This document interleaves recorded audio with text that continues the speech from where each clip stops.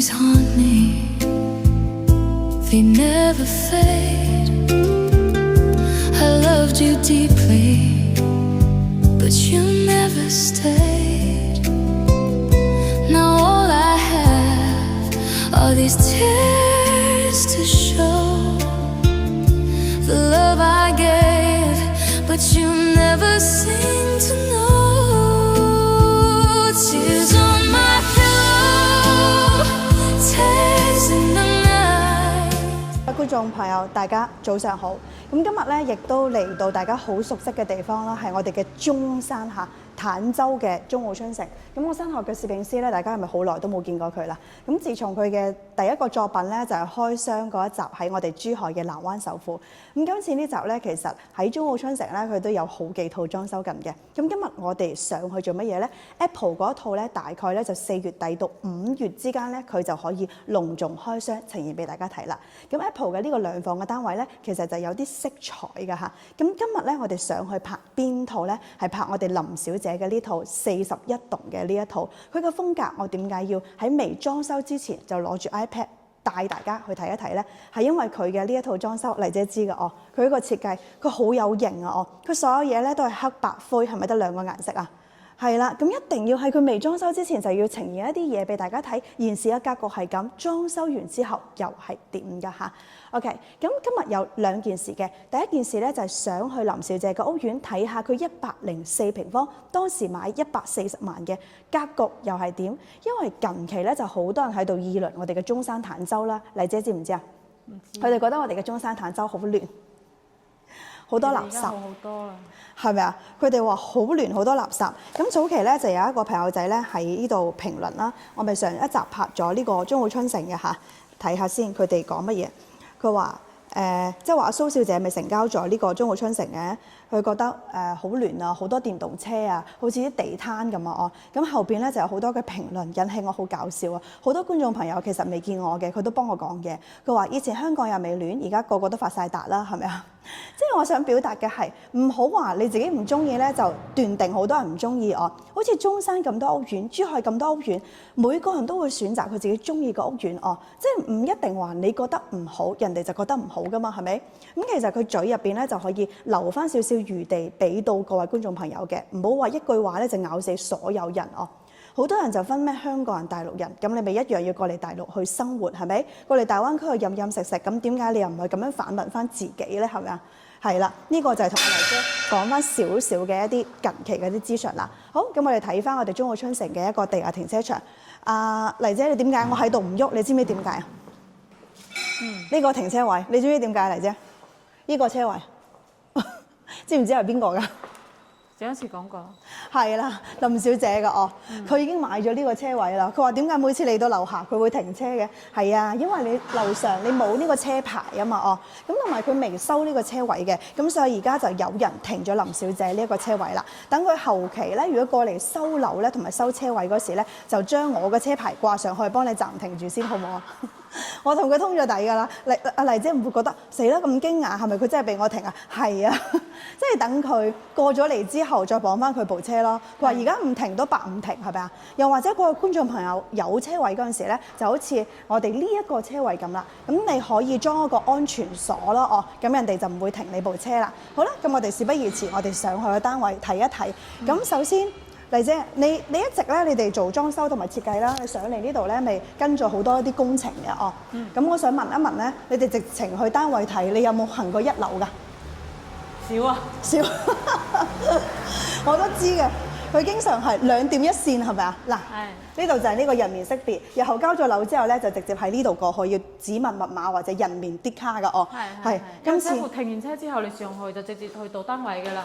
係啦。跟住去1樓㗎啦。係咪懶咧？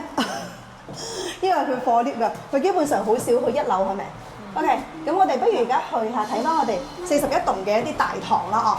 咁好多觀眾朋友就會覺得我哋中澳春城。嗱，中澳春城咧就真係中山，我從來都冇講話珠海㗎嚇，只不過係離珠海近啫哦。中山還中山，珠海亦都還珠海。好，咁而家帶阿麗姐上去睇一睇我哋嘅1樓。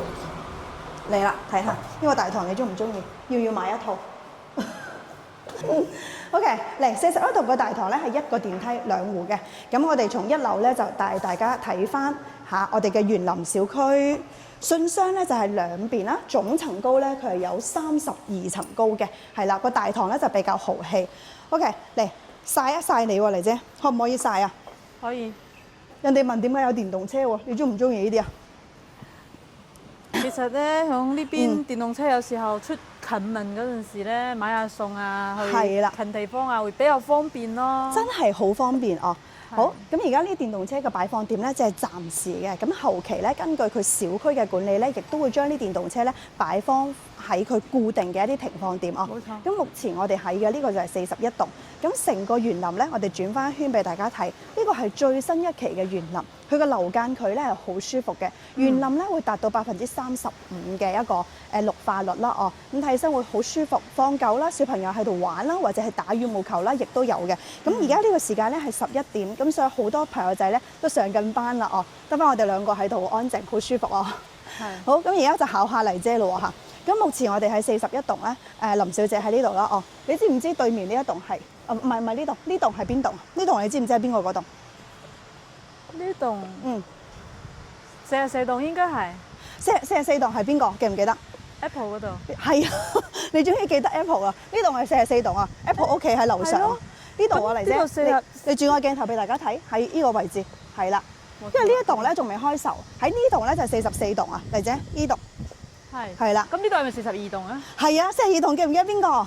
哦，蘇小姐。你終於記得。如果唔記得我入埋嚟啫，係咪又失咗憶啦？哦，個方向係咁嘅。係啊。之後呢度係42。冇錯。41、44。咁所以其實你哋好多嘅鄰居啦，同埋朋友仔都喺度噶。41咧係林小姐，42咧係蘇小姐。咁仲有我哋上面嗰棟咧就係我哋嘅44棟咧，係 Apple 啦、Mandy 啦，仲有一個記唔記得？蘇太啊，哦，係嘛？OK， 記得晒啦。咁而家事不宜遲，跟住個鏡頭，我哋入去睇翻我哋林小姐嗰套好唔好啊？因為阿林小姐嗰個咧就係嗰個係104平方，即係1000尺嗰個單位嘅。因為我點解好期待咧？琴晚佢同你傾電話都傾咗好夜喎，係咪啊？係啦，佢好用心咁同我講，佢話阿黎姐都好用心、好耐心，我同佢傾咗2個鐘，拍拖都冇傾咁耐。阿黎姐話：我個仔，我個女已經好大啦，唔需要同阿斌哥拍拖啦，同林小姐拍下拖都好啊，係嘛？佢話傾咗2個鐘之後咧，佢就講佢個方案俾我聽。咁然之後我就睇咗阿黎姐同佢出嘅設計圖咧，我覺得咧初步設計好靚啊！初步設計，好嚟，我哋上去睇佢嘅單位。而家記得啦吧？記得到時搞裝修邊度同邊度哦。而家最快嘅咧，小心有個台級啊！最快嗰個咧就係阿 Apple 嗰個啦，因為 Apple 5月份入唔入住到啊？入住到。Apple 記住啊，阿黎姐應承你㗎，喺視頻做證啊。入住唔到咧，我哋去工作室揾佢。好，一梯咧就2戶，2梯就4戶，同樣翻到嚟我哋大堂。呢個大堂會大好多咧，呢邊一個電梯，然之後呢邊一個電梯。冇錯。點解今日咧，阿黎姐都覺得好神奇啊！我突然間掹咗佢1樓啊。係咯。佢唔知道，所以頭先好似個迷宮咁哦。佢話：誒，氹氹轉，究竟係邊個打邊個啊？記得啦，知道冇乜方向感，其實我都冇方向感噶，燕子都冇方向感啊，你都冇方向感啊？唔係啊，黎姐有方向感比我好，只不過啱先你係第一次啫，係咪啊？第一次過嚟熟悉一下佢就好好噶，佢開車好猛㗎喺坦洲。OK， 咁而家影翻一圈俾大家睇，我哋中澳昌城有我哋嘅呢個健康跑道啦，教育配套如果學校嘅話咧，可能珠海會好翻啲哦，有最大嘅雙泳池係我哋嘅中澳昌城，係啦。咁然之後坦洲身後阿黎姐嘅，同大家介紹一下，又鍛鍊下阿黎姐啲口才。華發商都係咪啊？環宇城好近，同埋呢個最新嘅優越城，仲有咧就係呢個星級，都係我哋項目嘅附近嘅。三號咯，三號好近咯。我想問下林小姐係咪30樓？係30樓。我驚唔記得。你有冇密碼？我冇啊。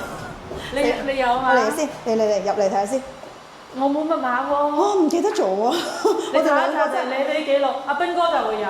我哋兩個真係大頭蝦，去到阿 Jessie 嘅門口，唔知道佢密碼幾多先。我揾翻個驗樓師嚇，驗樓師就記得嘅。OK。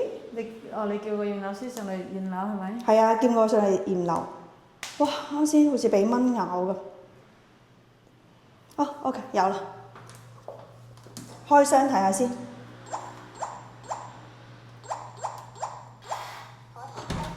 哦，哇，入嚟啦！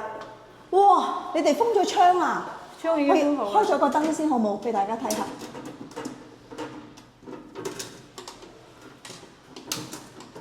得唔得？好在着高踭鞋夠高啊！係。好熱好熱，嚟啦！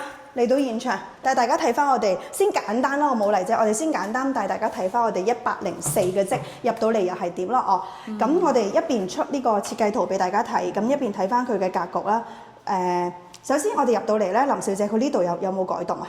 即係呢個位置。冇舉動，呢度係鞋櫃嚟嘅。鞋櫃。哎呀，我冇信號添，我連下個 WiFi 嚇，冇信號啊！我上到嚟，好啦，你帶大家睇下個露台。嗰個燈會平閃嘛，唔好睇啊！邊度啊？個燈啊！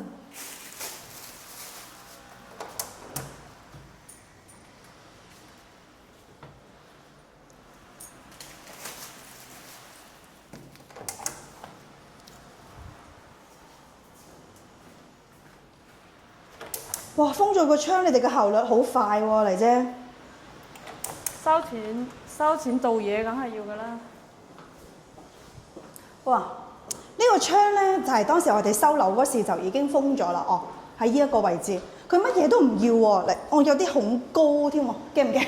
唔怕。出去感受下先。好啦涼。爽啊，又風。哇！好涼爽，真係好涼爽。咁、首先咧，我哋有睇過阿黎姐同斌哥嘅銀裝同埋軟裝嘅搭配啦。其中有一個風窗就係我哋南灣首富吳生嗰一套啊。咁呢套就係我帶各位觀眾朋友睇嘅第二套風窗。第一套咧就係聲控嘅電動嘅。咁其實呢一套咧就係我哋手動嘅哦。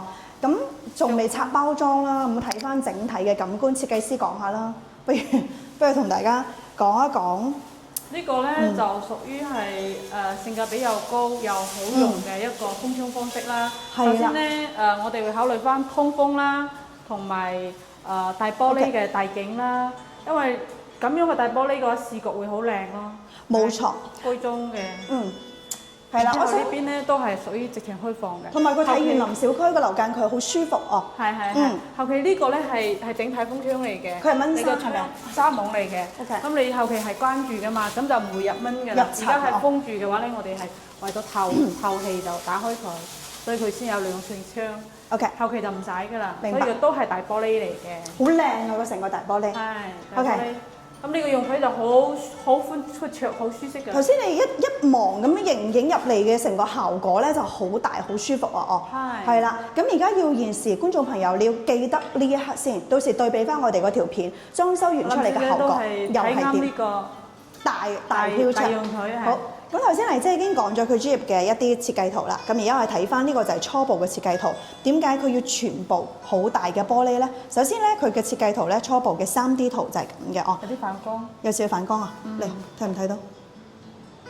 咁咧都係。得唔得？咁我哋入嚟好冇？入嚟俾大家睇下。嗱，呢度會唔會好啲咧？好。係啦，喺呢度。咁頭先阿黎姐就講咗啦，呢一邊咧係有蚊網嘅嗱，一模一樣嚇。係。咁啲 sofa 就根據佢嘅興趣愛好去改動啦。如果唔中意綠色，後期會改色，佢唔中意係啦其他色。係啦。嗱，咁再睇翻我哋嘅呢個一塊大玻璃係真係好難做到噶哦，性價比又極高嘅。咁同埋嘅呢一個就係阿林小姐中意嘅乾衣機同埋濕衣機啦。乾洗分體咯。呢度就係佢放嗰啲櫃哦。因為佢呢度有水管。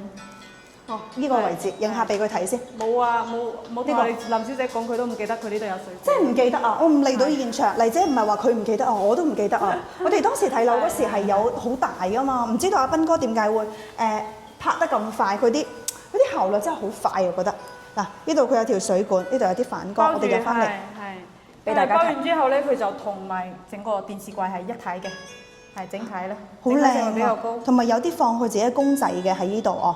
係佢收藏嘅暴力熊啊！佢原來係暴力熊嘅 fans 嚟。暴力熊啊！暴力熊。粉絲啊 ，fans 啊！哇！我唔見佢講嘅，林小姐收住咁多啲奇珍異寶嚇。佢同我講咗啦。係啦，都係設計師入邊有入你嘅心入邊，即係將多啲嘅佢啲奇珍異寶講晒俾你聽嚇。OK， 嗱咁頭先我哋就俾大家睇咗呢一 part，佢係成個黑白灰嘅嗱，成個設計圖。咁佢個廳咧都好闊綽啦，哦。呢個黑色嘅 sofa 掛畫咧，根據你嘅設計去改動啦。仲有一個唔同喎嚟啫，嗱佢而家你整到呢個風管機喎，即係上面係加咗個假天花，係咪啊？嗯。OK。真天花嚟嘅，即係成個空間會做吊天花，然之後預埋嗰個風管機，咁佢個天花就會好靚咯。因為而家個天花咧係只不過一個燈圈嚟嘅啫，簡易嘅燈圈嚟嘅。咁後期佢要做嗰個風管機嘅話咧，封埋呢條窗簾盒，咁要改動嘅。好啦，咁呢個餐廳咧，啱先阿麗姐就講咗啦，而家講翻，我哋客廳就講咗啦，但係大家睇翻我哋嘅餐廳咯，即係餐廳我哋而家現時係呢一個位咯，係咪？呢個位咧佢係沖咖啡，呢啲新穎嘅一啲電插蘇哦。係。咁同埋佢呢個中島台係咩設計啊，麗姐？即係現時呢一個位。係，因為會根據阿林小姐嘅生活方式嘅，所以佢唔中意，佢希望個冰箱可以大啲，所以我哋就將嗰個廚房嘅冰箱位切出嚟，然之後咧同佢仲安裝咗一個叫做洗碗機，可以滿足佢嘅生活便利性。所以嘅冰箱出嚟之後咧，佢呢度會佔地方，所以我哋就冇用常規嘅餐台，所以就同佢整咗一個吧台式嘅餐台嚟嘅。係啊，呢個位置當吧台嚟用，又可以用餐台嚟用。哇，係。其實咧，我覺得你哋最大嘅亮點咧，即係林小姐係中意啲黑白灰嘅格調啊嘛。我睇到呢個設計圖咧，第一句話咧，我就哇，好時尚。係啊，唔係佢個諗法同佢溝通真係好時尚啊！我從來咧。我自己係中意啲奶油風格啊嘛，因為我仲係18歲啊嘛，粉紅色就唔中意啦嚇。你知唔知點解話時尚法嚟啫？我係中意呢一 set 啊，你睇到嘛？我哋出嚟嘅門哦，我哋帶大家睇下先。即係而家我哋交標嗰道門咧，我哋係咁噶嘛，係咪？即係呢個係呢個門啊嘛，佢連呢道門都換咗黑色啊嘛。冇換。門哦，因為咧，其實呢啲嘢咧就話，如果話業主唔係好介意嘅情況下咧，我哋盡量就唔改動，即係冇使咁多成本咁樣。係啦，都係慳下錢。可以用，因為佢呢個色咧雖然話係木紋，但係佢呢個色比較暗。暗色調，即係屬於係灰，都係屬於灰色系列啦。所以可以用翻嘅話咧，我哋盡量叫佢唔好改動。哦，係，犀利，好貼心㗎哦。咁呢一些就改得靚啦。你哋個櫃一定係口碑好好嘅。當時做阿 Mandy 嗰套都係啦，租出去佢都做咗幾多錢啦，係嘛？即係呢一個櫃咧，俾大家睇下。咁全到頂嘅，裝幾多嘢都得啦，幾百對鞋都得。因為佢比較，佢係比較整潔乾淨嘅一個女仔嚟嘅。係。所以咧，我哋就同佢整咗好多收納櫃。佢將佢所有唔想見到嘅嘢，全部都收齊喺櫃入邊嘅啦。係啦，係。咁呢啲裝修啦，同埋設計，好似阿麗姐講啦，每個人嘅需求唔一樣。冇錯。佢話佢唔會同我講咁多我嘅風格先，係啦。每個人設計風格唔同，佢話我5時花6時變，即係今日中意呢個，聽日又中意嗰個。我哋開玩笑咁講啊。咁但係林小姐同佢傾嗰陣時咧，佢一心一意咧就係中意黑白兩個顏色，好乾淨，好整潔哦。佢唔會喺令到佢屋企咧，前提下佢講到。一滴塵都唔得㗎，知唔知道啊？咁所以佢所有嘢都幫佢包咗成個，佢呢啲先叫皇宮嘅感覺吧。係啦，嗱，咁佢連個 sofa 咧，佢都係呢個係初步嘅設計圖啊。sofa 都係呢隻顏色㗎哦，黑色係嘛？係。哇，地氈都係啦，地氈要改啦。係灰黑色。我已經想像到咧，真係要整得靚得出嚟啊！我而家已經好期待你哋嘅作品啦，知唔知啊？係。咁而家佢呢一套就真係好多後生人中意嘅嗰種時尚啦，黑暗風啦，呢種屬於自己一個人嘅一種獨處空間嘅一種感覺。係啦，唔中意俾人打攪哦。不過阿 Jessie 咧，即係林小姐係嗰種，我後期先發覺佢咧有少少細心嘅。點解咁講咧？雖然話佢唔中意獨處，唔中意俾人打攪啦哦，但係每次佢聽到我身邊話有邊個中澳春食啦，或者老人家啦，佢都好關心㗎。真係㗎，佢同我講，佢話多啲去睇下佢，或者佢一個女仔住，要佢上嚟食飯煲湯啦，佢係咁㗎。係。後期先發覺佢啲好細微嘅嘢哦，你而家都未感受到哦。麗姐係嘛？未感受到啊？我知啊，我覺得林小姐哇，其實幾善良嘅喎，即係好暖心啊！佢同埋佢中意，雖然佢話佢冇小朋友或者其他嘢啦，佢一個人啦，但係佢會好中意一啲動物啊，有愛心啊，呢啲人同我哋相處起身，我哋冇乜機心啦，好似你話，好舒服㗎，就好似我哋嘅 Apple 咁Apple 又係啊，佢嘅性格咧同林小姐就唔一樣，林小姐係嗰隻好 cool 㗎咁 Apple 咧就係嗰隻。乜都講得笑㗎，佢真係開心果嗰隻類型啦Apple 話次次都話好心你條友啦，佢話唔好成日喺視頻度講佢啦，就係因為佢咁我接落嚟先咁多，佢成為咗許春城嘅業主啊嘛，係咪啊？即係佢揀咗呢度，我都覺得 Apple 好有眼光啊嘛。而家唔係講佢係讚佢啊，麗姐都讚你啦 Apple， 佢一定睇我視頻㗎，你放心。佢唔睇我都係 at 佢同阿劉生睇視頻啦。今日出到新片要睇視頻啦 ，at 佢哋睇嘅，好關注我嘅，多謝佢哋。好，咁而家去第二間房咧，我哋先睇翻佢呢一間話俾阿姨嗰間房先啦，好冇？好唔好啊？即係呢一間係嘛？似喎，係。即係俾佢個 friend 啊！呢一間咧就係可以擺到一張1.5米嘅床。咁而家呢啲風格全部俾佢推翻晒嘞喎。係，雖然話，因為我係當時係考慮到，可能係似喎，就冇整到咁黑白灰啦，即係整啲可能佢平時就係啲 fans 啊上嚟。即係啲朋友仔上去住下咁解，咁就諗住話等佢清爽少少，冇整黑白灰咁深嘅色調，但係佢始終都係覺得要統一，所以佢係一個好有原則嘅人。真係啊，佢好有原則嘅。不過唔緊要啦，佢中意就得㗎啦，我都會去到佢啱心水嘅一個方案嚟嘅。麗姐你講呢個話講得啱啊，佢好有原則，中意嘅嘢就一心一意中意嘅。同埋佢雖然話唔係好多嘢講，但係佢對人咧好好㗎同埋讚到阿麗姐靚女啊！讚到啊！佢都冇當面讚我嘅。佢係讚阿麗姐 elegant 啊！即係話同麗姐佢哋溝通起身咧，好舒服嘅感覺咯。係啊，咁雖然佢每個人都有要求嘅，咁但係唔係話個個都可以相處到㗎嘛？你都明白嘅相處到嘅人就好開心咯。佢當面讚你就冇驚喜啦。OK， 咁呢間房就帶大家睇晒啦。到時出咗後期嘅效果咧，我哋亦都會錄影俾到大家睇嘅。咁呢間房咧就2個廁所，咁呢度就係普通啲嘅咯，乾濕分離嘅一個洗手間。係啊，係一個公衞嚟嘅。冇錯。簡易啲咯，但係都好齊全。係啦，簡單影俾大家睇下。麗姐，我想問一問你影完嗰個洗手間之後咧，我想點翻個衣帽間俾佢哋睇。衣帽間有乜改動啊？呢個有啦，係啦。首先係比較乜嘢？衣帽間就基本冇幾動，基本上冇舉動。好，咁頭先我哋收樓嗰陣時咧，我都同阿麗姐、新婦製燕子同埋麗姐、斌哥過嚟啦。呢個衣帽間咧，佢哋話有缺點嘅，不過阿鵬當時企喺度，佢都話唔中意呢度。因為對面有條走廊，係啦，加上佢又係一個電梯2戶板樓設計，咁所以導致咗人哋覺得好似冇乜私隱性咁你當時嘅諗法，可唔可以同佢簡單講一下呢個衣帽間嘅設計咧？嗱，呢兩邊係咪貴？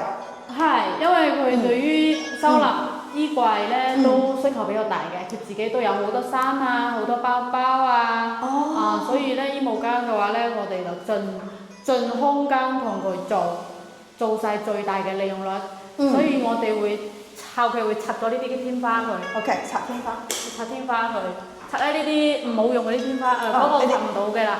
係，但係呢個吊天花都會拆嘅。OK， 呢個，OK。拆咗佢之後咧，我啲櫃就可以做到頂，同佢用盡晒成個空間，所以佢啲衣帽間係好大嘅。佢呢個衣帽間好特別啊，亦都係屬於嗰種男士風格啊，因為啲暗色係啊嘛。其實唔男士嘅，因為我用咗嗰塊板咧係嗰個香奈。調下嗰個鏡頭咧，佢係咁嘅呢一個嗱，咁咪睇到係咪係，佢呢個紋咧係嗰種格仔布紋嚟嘅。OK。香奈兒包包的那個格子布。哇，咁高檔。所以是那種個性嘅個性得嚟咧，又有少少即係內涵嗰種感覺咯。內涵嗰種。Hello。睇下麗姐今日做得咁勁，係咪咁搞笑？係硬係要夾住個叉嘅，搞到我麗姐第一次見鏡頭，死都塊面紅晒。佢又好開心啊，要帶多啲佢出鏡啊嘛，係嘛？分享佢啲設計嘅理念俾到各位觀眾，有人中意嘅，係啦。咁好啦，麗姐你話利用翻佢個空間啦，將啲假天花剝晒佢啦哦。係，因為佢成個衣帽間咧包含咗次進衣區啦，次進衣區，收納鞋襪、收納襪啊，收納嗰個類即係貼身衣物啊嗰啲專用嘅區域。然之後咧有長衣區、短衣區啦、化妝區啦，亦都有包包收納區啦。所以我會將佢所有啲需求同埋佢嗰個所有啲物品啊，將佢諗好佢要收納嗰啲地方嚟嘅。佢多唔多包㗎？多啊！數兩個俾我。你同佢講咩？等佢收上去先，冇講住先。跟住我哋一邊裝修一邊落去咩哦？講笑㗎咋，林小姐，我哋唔會，我哋唔做啲咁嘅人。好啦，麗姐啲理念同埋設計咧真係好時尚，咁同埋咧佢驚換衣服啦，我覺得呢度好好啊，麗姐你哋，因為呢度整咗個空調，咁然之後呢度咧整個梳妝台，又可以利用翻佢嗰啲彩光咧，同埋有個窗簾喺度。係。你一邊化妝一邊望住人哋食煙，睇河景幾靚啊，係咪啊？睇佢啲高樓大廈咯，你睇。係啦。啲樓好高㗎。我覺得出邊啲。冇錯。即係將我哋啲隱私擋住之後咧，將佢啲光線引翻入就 OK 㗎啦。係啦，同埋望住人哋哦，幾舒服啊，唔使俾人望。呢個有諗頭。我哋最後一間睇翻個主人房啦，好冇？係個主人房，你幫我打一打，睇翻去。我再退翻出嚟，係啦，主人房。好啦，主人房其實琴晚咧，我有啲疑惑嘅地方，我入嚟問你好唔好啊？嗱，而家睇翻，我哋1.8米嘅床入嚟，好。咁呢隻風格咧，主人房嘅風格咧，係咪亦都係阿麗姐同我哋嘅餐廳一樣啊？餐客廳一樣哦。咁我有啲疑惑嘅地方咧，就係咁嘅。將時後邊都解釋翻啦。喺呢度咧加個屏風，我當時就會諗啊，麗姐咁樣同阿林小姐設計會唔會有啲壓抑咧？後期佢解釋翻咧，你啲理念俾我聽，我好認可啊。唔知點解？佢話唔使對住個廁所，冇錯，擋住啲風水。呢啲咧係每個人介意唔同，但係咧90%啲人都會介意，所以我哋都會擋一擋佢。不過咧，我哋都會考慮翻你頭先講嗰個壓抑個問題咧，所以我用翻玻璃。後期其實佢係有通透感嘅。明白呢個玻璃。有通透感嘅，冇錯啦。用翻玻璃嘅材質嚟講嘅話咧，佢雖然擋咗，但係咧佢會透光，係，所以佢玻璃亦都有亦都有通透感。所以佢就唔會有壓抑㗎啦。明白啦。咁同埋你整咗個玻璃之餘咧，依個位置咧，麗姐我都覺得好靚喎，好似啲住5星級酒店咁。我好中意呢啲啊，即係啲香薰哦。冇錯啦，你呢度放翻香薰啦，然之後咧，因為林小姐嘅使用需求係唔同嘅，佢有咗專屬嘅衣帽間之後，佢啲衫啊、外着嗰啲衫係唔會入到佢間房嘅。所以我話佢係好有講究一個人嚟嘅。明白啦。佢呢個櫃仔唔係裝飾嘅，係櫃仔嚟嘅。呢個櫃仔就收納佢專屬於佢自己房間嘅一個睡衣啦，同埋嗰啲被鋪咁嘅少少嘢嘅啫。其他所有外着嗰啲衫全部都喺衣帽間嗰度收納嘅。所以佢啲櫃唔使好多，我就會考慮到一個美觀性，亦都埋實用性，同埋整體嘅搭配。哇！咁即係你哋其實我睇你同阿林小姐溝通咗大概有3到4次左右哦，你就完全咧諗到阿林小姐嘅內心世界，即係你可能女人好懂女人啦，即係又會親切啲、細心啲啦哦。佢所有嘅需求同你溝通咗3、4次，你就完全可以 get 到㗎咯喎，好犀利喎，麗姐你真係。所以呢啲唔做設計師，邊個做設計師啊？唔通叫我做啊？我啲學費唔係白交㗎。係啊，因為我之前同大家講過，麗姐唔係一個普通嘅，唔好似話啲實習生啦。咁好多人問點解要出呢個3D 圖啦？實習生咧可能就係套圖啊，因為3D 圖呢個咧係即係配合翻好多業主佢係冇辦法想像得成空間係感覺嘅，所以我哋呢個3D 圖可以俾佢更加直觀感受到佢自己未來屋企個樣，係啦，咁樣佢更加之會有體驗同埋放心啦。係啦，咁當時我亦都有同大家講過，即係每個人嘅裝修風格唔一樣啦。我哋唔可以話否定好多大家覺得唔好嘅嘢，亦或者好嘅嘢。咁佢係我識咗好耐嘅一位朋友啦，唔係話現時先識佢嘅。咁我肯定唔會介紹俾到各位觀眾朋友。咁亦都有人問咧呢個3D 圖嘅一個效果。頭先佢就話你而家嘅家嘅圖咧，就頭先我帶大家睇嘅呢一個啦。咁落咗地之後咧，就一模一樣。咁你咪可以想像到咯，哦。係啦，咁呢個3D 圖咧，之前有同各位觀眾朋友講過嘅，3D 圖一定係要收費噶嘛。咁收費嘅之後咧，有啲人就話可唔可以唔收費，喺之後剔翻出嚟，佢唔做呢啲嘢。我之前問過佢啦，佢好公開公平咁樣同大家講，如果接受佢嘅勞動成果，就要出呢一筆錢，出呢個圖。就算以後你揾唔揾佢裝修，佢依然都要學習翻佢嘅圖，分享俾各位觀眾朋友。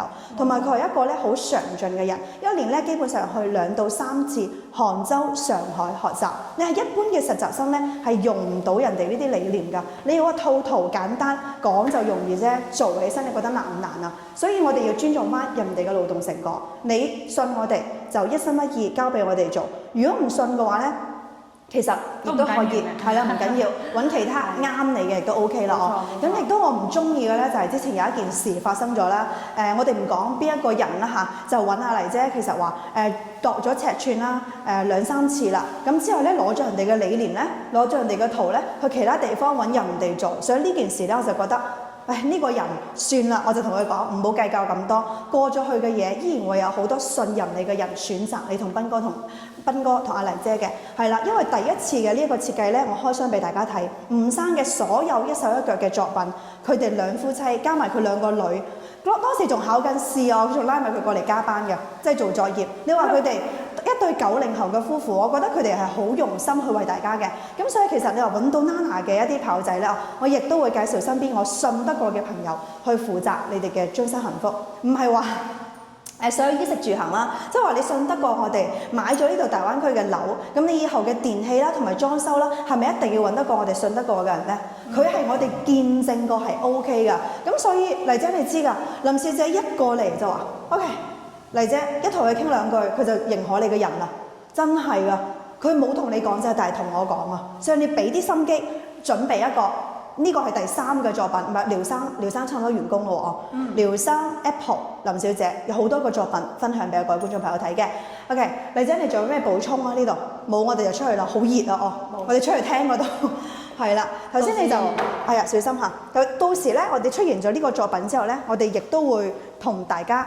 俾大家睇，從我哋呢個膠嘅吉房之餘啦，即係呢種白色嘅風格，你哋2個又點樣整到一個黑色嘅唔同嘅風格俾到各位觀眾朋友？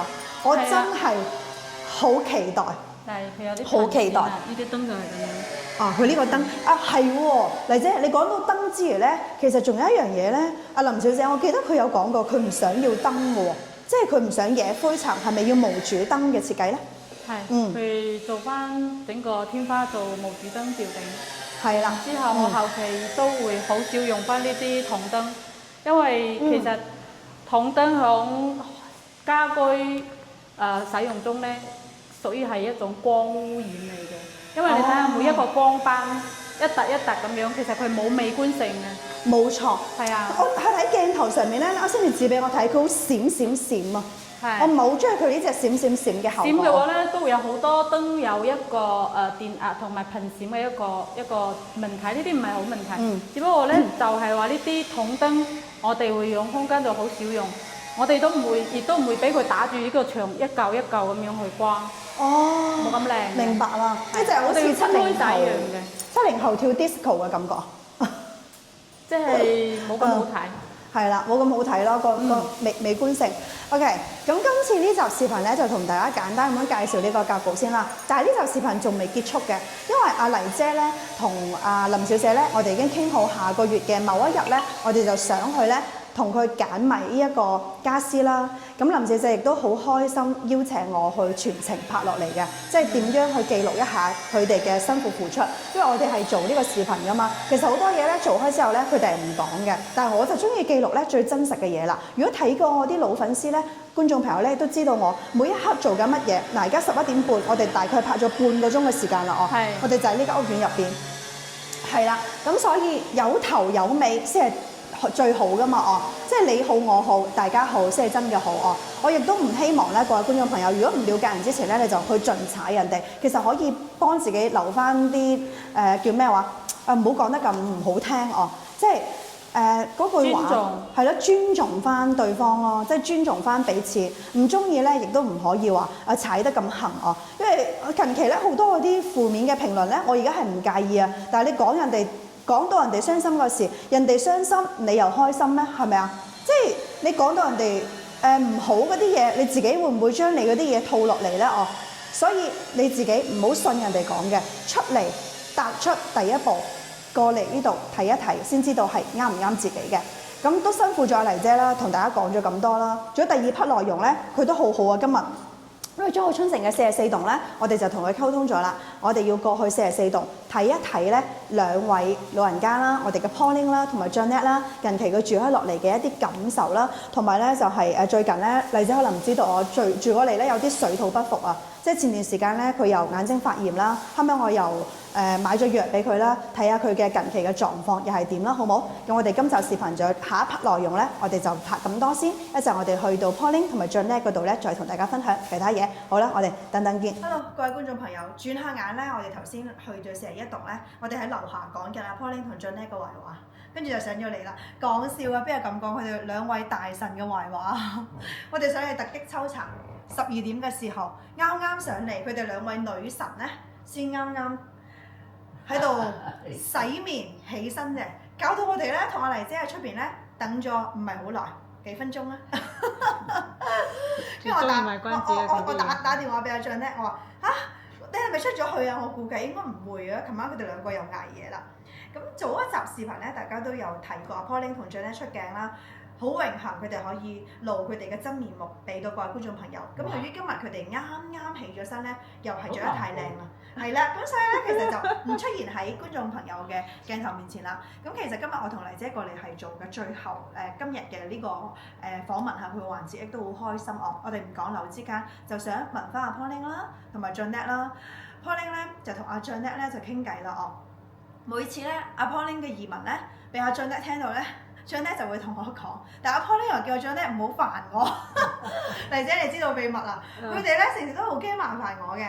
咁近期你話從4月頭啦，哦，住到而家就係4月尾咯喎，係咯，22號嘅時間咯喎。咁我就過嚟，其實間唔中我哋都有關心佢嘅，即係問下佢近期點啦。唔係，今日醒嘅。多謝。係啊，都會關心佢嘅情況。係啦，咁我哋今日先講嘅第一件事先。第一件事咧就係佢嚟到內地嘅一啲睇電視嘅問題咧，就已經解決咗啦。哦，係咪？係。OK，咁。第二件事咧，就係咧佢哋好中意一啲好乾淨嘅嘢嘅，就包括林小姐咁啦。因為香港人咧，佢打扮到自己屋企真係好靚。嗱，呢度睇翻我嘅身後，每一樣嘢咧都整整齊齊嘅，即係有條有理嘅。所以我哋入到嚟嘅感覺好開揚，好舒服。唔緊要，因為呢啲擺得好乾淨。阿張咧話見到支水喎，好舒服嘅。咁其中咧，佢就叫咗阿姨過嚟打掃衞生啦。佢哋兩個老人家啦，哦，都算老人家啦，哦，60幾歲，即係老人家。咁過嚟住之後咧，就要揾我哋嘅清潔姐姐嘅。咁清潔姐姐咧，我亦都密視咗一個好負責任嘅一個清潔姐姐，就上嚟搞咗第3次啦，係咪？係啦，佢而家就包咗佢鐘點工咯喎，即係鐘點工就51粒鐘。我同佢傾價，我話你每次都上嚟咧就100蚊一次。咁就一次咧就拆晒窗簾過嚟洗啦，即係冬遮哦。咁又買咗餸，又搞咗5粒鐘嘅衞生。Pauline 同 Janet 咧就同我講，唔好俾100蚊佢啦，佢要加錢俾姐姐啊，即係俾嗰個冬遮啊。我話唔使啦，我傾過100蚊一次㗎。佢哋兩個極力話要我加錢，咁我唯有加咯。付出咗嘛。係啦，計5個鐘咯，即係佢哋都係好善良，唔會話人哋白付出嘅哦。佢哋啊，呢啲嚟啫，我而家同你講啊，你而家揸攝影機咧，我哋就知道好多秘密㗎，今日就爆晒出嚟啊！佢哋啊話我幫佢訂酒店或者乜嘢都要俾服務費我話打住，唔得，我話唔可以收佢哋錢嘅，咁啊，因為佢哋兩個係嗰種唔中意麻煩人嘅人，麻煩人哋咧，佢哋都會想俾翻啲服務費我哋嘅，但係我哋作為我哋專業嘅一啲，即係我而家嘅一個身份啦，我會覺得唔係 agent 之間啊，我唔傾呢啲嘢㗎。你俾錢我都唔收我知啊，我睇過你好多集都話。係啊，唔收㗎，真係唔可以收。比如講，我哋而家話車你去邊度啦哦，咁佢哋都請翻我食飯㗎嘛，嚟姐你覺得係咪真係禮尚往來咁哦？即係唔可以話係啊，就係佔你便宜啊嘛，唔得嘅，因為佢哋好關心我，都好愛錫我嘅。每一次食飯咧，佢唔會俾我埋單嘅。上次我埋咗單，偷偷去埋單都俾阿蘇生蘇太講喎。係啊，所以我唔敢咁做。其實佢對我都好好，所以我應該會對翻佢哋好。咁你其實你對佢哋好，亦都係幫我自己積福啦。你多啲嘅一啲福報去傳遞，多啲嘅助人為樂一啲好事，唔係更好咩？係咪？係啦，咁我就叫做個清潔姐姐咧，就幫阿 Pauline 同 Janet 咧就買咗幾日嘅餸啊，用咗157蚊魚肉，食咗幾日啊？而家3日啊，3餐4餐啦可以煮。哇！157蚊煮4餐啊！唔係，事實上呢度係好平。好平哦，咁煮晒未啊？哦，即係冇得講啦，冇同香港比啊嘛。但係啲豬肉好好食咯。係咪？因為都係新鮮嘅嘛。豬肉好食喎。因為都係冬日殺嗰啲菜心又好食。菜心好食哦。係啊。都好好食。咁而家食晒啦。仲有啲。仲有啲。佢個茄咩啊？番茄係叫咩佢哋？番茄我哋叫西紅柿咯。西紅柿好靚。好靚。都好靚啊！新鮮摘㗎。係啊，因為佢買6個葉嗰啲啊嘛，5個葉嗰啲就唔靚㗎，6個葉嗰啲係靚㗎。哇！你仲食呢啲啊？我拎又成個中山人咁喎，仲知有6個葉同5個葉，我哋唔跑菜市場我都唔知道咩叫新鮮，好勁啊佢，犀利喎！嗱，咁而家佢嘅157蚊嘅食咗4餐啦，我做翻少少，咁接落嚟咧，如果食完咧，又要叫阿東姐上嚟教衞生嘅時候要買餸咯喎。係。因為點解講到買餸呢個話題咧？我而家唔俾佢哋食太多外賣啊，蘇生蘇太就放心啦，監督住佢哋，因為點講啊？而家住咗差唔多20幾日嘅時間。有一次咧，阿 Pauline 咧就上火啊，麗姐都未知道哦。咁佢哋唔知內地嘅上火係點啦，有啲就可能食太多外賣，導致咗呢度嘅生活習慣熟唔熟悉哦。咁上火咧就係眼睛出現嘅，佢就會腫啦，或者流膿啦咁樣哦。睇到係啦，睇呢種情況咧，咁我就幫佢哋叫咗我之前經常上火嘅一個菊花啦，咁就下咗火啦哦。咁然之後咧就一定要係啦，平時封你為楊醫師。我唔敢當，封我係楊醫師。咁同埋咧就係平時下火食啲苦瓜同埋雪梨啦，係啦。咁而家阿 Pauline 你自己講下呢幾日嘅一啲情況咯。如果食完呢啲嘢之後感覺點啊 ？OK 咯。 OK 啊，最緊要就係上一次你俾我，即係你嗰日飲茶，你咪訂咗嗰啲藥俾我嘅。OK。嗰啲一搽咗去。眼藥水、眼膏。眼藥水啊，眼膏啊，哇！佢夜晚黑咧係真係。係啦。影我冇影。我影冇影。到晚黑真係點啊？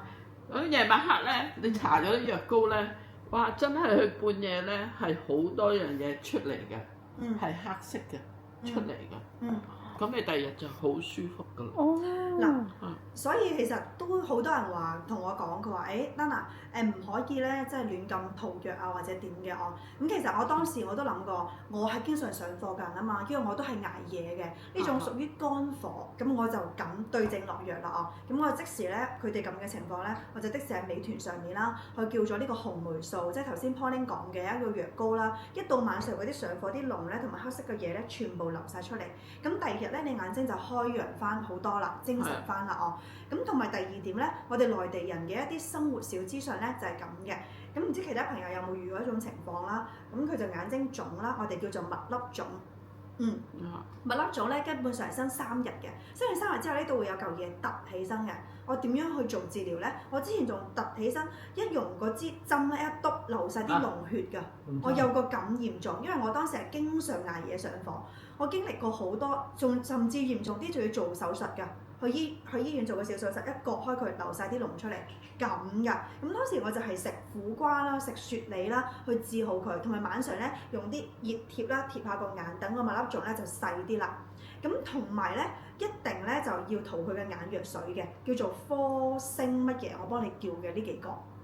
啱啱好對症下藥，咁咪就好翻晒啦哦！呢啲少少嘅生活資訊咧，你就要知道啦哦。同埋最後一樣嘢咧，各位觀眾朋友亦都要知嘅，如果上火咧，要多啲飲呢個菊花茶。係啦，唔係食菊花嚇，將啲菊花浸好，跟住然之後咧就放啲水啊、熱水去沖啊。咁如果你覺得寒嘅情況下咧，有啲朋友就係受唔到寒噶嘛，咁你就加幾粒枸杞就 O K 啦。菊花加枸杞就中和翻呢啲嘢嘅，係啦，即係杞子，但係唔可以經常咯，即係你哋唔可以經常去食呢啲嘅，即係現時呢個情況。咁我都好開心，我可以將呢啲我哋內地咁多年嘅一啲啦藥物啦或者嘢啦分享俾到你，好開心嘅。我喺美團叫到，我哋飲茶當時即時就叫到過嚟啦，係咯，好欣賞呢一樣。多謝晒，多謝晒，係咪效率同埋速度啊？咁同埋仲有一樣嘢咧，就俾個觀眾朋友睇。佢哋咧平時喺香港上嚟咧帶咗好多呢啲咁嘅西藥啊！我當時都以為感冒發燒可以啦，點知其實唔係㗎哦。係消炎藥嚟嘅。佢係消炎啊，咁所以我就叫佢有時候暫時停開呢啲咯，試下我哋國內啲藥咯。因為好多人咧，我講真嘅 Pauline 同埋 Jeanette，好多人會覺得咧，我哋國內嗰啲藥咧唔得嘅。我上一次咧有個觀眾朋友揾我睇樓啊嘛，咁佢眼睛唔得，我就即時跑過去，我唔識佢㗎，我就跑過去買咗支眼藥水俾佢，跟住佢就喺研究，哎呀呢啲唔係美國特產，唔係乜嘢特產，佢就好質疑我哋咯。跟住我同佢講，打住佢先，唔係藥店啲嘢咧係要經過醫師驗證，我哋先可以買藥㗎，唔係話亂咁出假藥㗎。即係我對佢咁好，佢都覺得，唉，我好似害咗佢咁。起碼你哋信我啦，即係唔係每個人敢做呢一步嘅，真嘅，即係唔係每個人都好咗。係啊，咁而家你現時你覺得係咪通過呢啲藥物之後就好咗咧？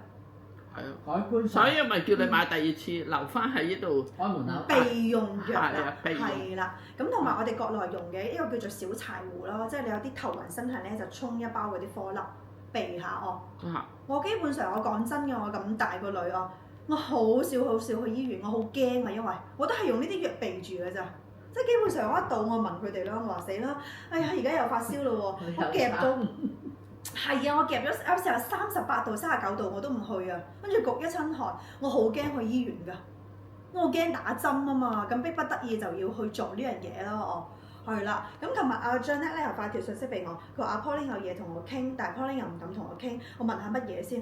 得，要上咗嚟，原來阿 Pauline 好翻之餘咧，佢近期咧耳仔有啲耳鳴啊咁呢啲就唔可以食藥啦，咁所以我就冇同佢哋買藥嘅，咁我就同佢講翻一句好安心嘅嘢，佢就琴晚瞓得好舒服，所以導致咗而家瞓覺12點嘅時間，佢就瞓過籠啦。點解咁講咧？我同佢講我話，以後有咩事咧，其實唔緊要嘅，去我哋嘅三甲醫院就 OK 啦。係啦，我就同佢講話，帶你去三甲醫院，你就試下 check 下點咯我叫佢唔使睇先，因為最緊要佢過咗嚟，佢哋兩個咧就好少出去行嘅。我哋出邊嘅一啲環境啦，同埋中澳春城嘅小區係好舒服噶嘛。我想問阿俊咧先 ，Pauline 琴晚有冇偷懶啊？有冇出去行散步？我冇。哎呀，今日要去啦。落樓下得㗎啦，落樓下慢慢行下。係啦。其實環境好舒服啊，佢空氣又好佢行都係好係好好㗎。就行樓下得啦，遠就冇去啦。係啊，我行到去菠蘿嗰度咯，即係金菠蘿，金菠蘿大門口嗰度。係咪金菠蘿？嗰兩個3你可以向下邊行多2圈，即係咁距離多幾圈咁樣。係啦，嗱咁點解我會監督佢哋一定要多運動啦？成個中澳昌城48棟樓公園式嘅感覺，行到去邊度都唔驚翻到嚟。唔係，琴日因為有人嚟整嘢。你記唔記得你琴日你嚟咗，人哋嚟要執呢啲嘢，洗冷氣。OK， 明白。嚇。好，跟住又整入邊啦，又整嗰3樣嘢整。咁琴日就原諒你啦，今日開始就叫阿俊咧，要監督下你去行下先。佢監督我，唔係我監督佢。係咪啊？你哋兩個都要行啊！佢哋兩個即係喺啲封閉嘅空間入邊咧，出邊嘅窗，我同麗姐入到嚟，點解好似有啲焗咁嘅？因為佢哋連窗咧佢都冇打開嘅，因為我哋要多啲吸收新鮮空氣。出邊咯即係會散下步啊，同埋要鍛鍊下增強下你哋嘅抵抗力啊，咁你先唔會容易病啊嘛。好似我哋日出去好忙碌、好奔波咁，我哋都係吸收緊出邊嘅新鮮空氣啊嘛，見多啲綠色嘅嘢係啦，你睇我一日講好多嘢㗎。我未做嘢嗰陣時，我有一日破高峰最高峰嗰陣時我拍到8條片。我從早上係啦到晚上到11點幾，我仲自己喺度拍咁樣，所以我每日都好多嘅嘢要做。即係你哋話唔好擔心話我做嘢嗰陣時咧，我就唔睇信息。有時候我唔睇咧，我睇到馬上覆翻嚟嘅。咁所以阿俊咧要及住阿 Pauline 咯，即係有時有乜嘢要幫手嘅，第一時間你就發微信俾到我得噶啦，我睇到我會覆你哋嘅。即係唔好話，唔係啊，唔好驚話麻煩邊個啊！呢啲住咗落嚟，住咗落嚟都要相互照顧噶嘛，係咪啊？即係而家我對點講咧？你做緊嘢㗎嘛嚇，你忙緊㗎嘛。你留言之後，佢得閒嗰陣時會睇會覆你，可能未有及時嘅啫。係。即係你忙嗰陣時，我唔想打攪人咯。唔係㗎，我會隨時㗎，即係隨時睇你哋嘅動態，需要幫手嘅我。咁我熟啊嘛，喺呢邊，我得閒翻到嚟。好想入嚟咯。有住隔離咯，多謝你哋嘅信任啫，都係。即係日後我都要同班長咧講，一定要叫阿 Pauline 唔好怕麻煩。有乜嘢盡管講我，或者叫阿姨過嚟教我手下買餸嗰啲，全部講就得㗎啦。全部我同佢對接翻講。我嘅時間咧，雖然話係有限啦，精力有限啦，但係我覺得我應該做嘅嘢咧，我一定會做落嚟嘅。咁呢啲咪我哋磁場相吸咯。係啦，你做咗好多㗎啦。係啊，多謝晒，多謝晒。嗱，好 OK 㗎啦，我好 OK 㗎啦。你開心，即係你哋覺得舒服。我今次係真係好多謝你嚇，我冇諗到隻眼咁啊成啊，咁我多謝晒。我都有啲即係我驚咧，到時你哋唔好點算啊，就要去醫院啊，所以我一定要將呢啲方法先介紹，即係先俾你做咯。好多人其實佢係唔敢試嘅，啱先我哋講緊呢個話題，因為呢啲簡單嘅，唔係白老鼠啊，我都有經歷過㗎。啱先你講嗰啲親身經歷我，國家嘅個藥物係好好嘅，冇可能話唔好嘅。係啦。有14億人口嘅話，點生存咧？如果唔係，係啊！再呢講呢句話就諗翻，我哋國內人一直都係用呢啲藥物嘅哦。咁如果我即係簡單啲咧，就嗰啲手尾降下火啊，清下肝啦，佢就可能就係因為眼睛同埋肝係有關係嘅。係啦。咁你話飲啲菊花茶啦，或者係羅漢果啦。有時候如果喉嚨唔係好舒服咧，羅漢果就係潤喉嘅。呢啲簡單，其實呢啲係叫食療，就唔算話好乜嘢嘅。如果需要去到西藥嗰啲咧，就即係比較嚴重咧。如果幾日都唔好翻轉，就真係去醫院啦。係啦，我就會帶佢哋去醫院嘅，因為暫時其實咧，我驚佢食太多西藥啊，嚟者有啲燴啊，真係好亂。西藥佢啲多數有啲副作用咯。係啊，就係驚佢有副作用。咁你話老人家之前其實盡量咧就食少呢啲西藥啦。咁好似你話高血壓嗰啲一定要用西藥去控制，佢又唔一樣喎，係咪啊？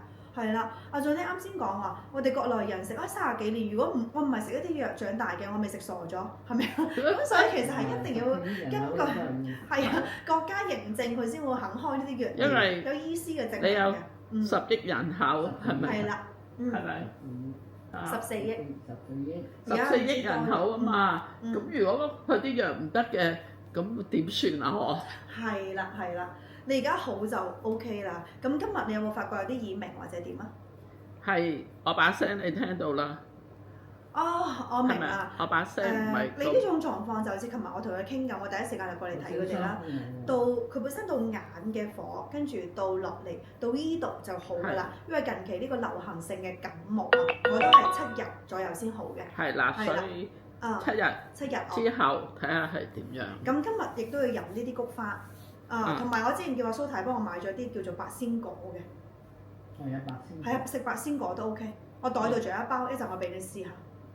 係啦 ，OK。咁其他就冇乜問題啦哦。呢一個白仙果就係你台灣買嗰個咧，佢上次俾開2包我啊嘛。我食剩咗，仲有1包半哦。我而家留翻個半包俾你哋。咁你每日含住佢就 OK 噶啦。一陣我教你哋。係啦。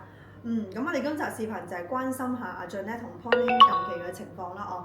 咁你頭先話感冒發燒到而家，你仲有乜嘢？冇發燒，冇。唔係發燒即係話眼睛啦，到而家。咁你仲有乜嘢習慣同唔習慣嘅，可唔可以分享俾你各位觀眾朋友咧？哇！我覺得呢度一流。一流。冇咩唔習慣喎。真係一流。一流就係嘢食。係嘛？咁其實你哋兩個咁加起身，因為而家睇唔到，方唔方便透露年齡啊？70幾歲啊？阿 Pauline。你估下？70咯。唔止。60咯。60。